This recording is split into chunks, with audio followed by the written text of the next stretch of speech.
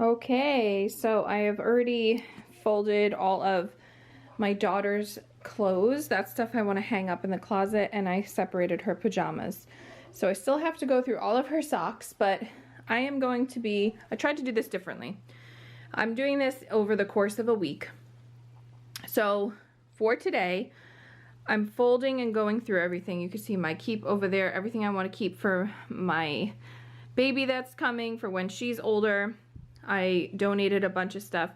And so I folded everything, and now I'm gonna put it in the drawer because I wanna see exactly what I have, because I find that even if I fold this stuff nice, it winds up like the beginning of this video, all mumble jumbled, over the course.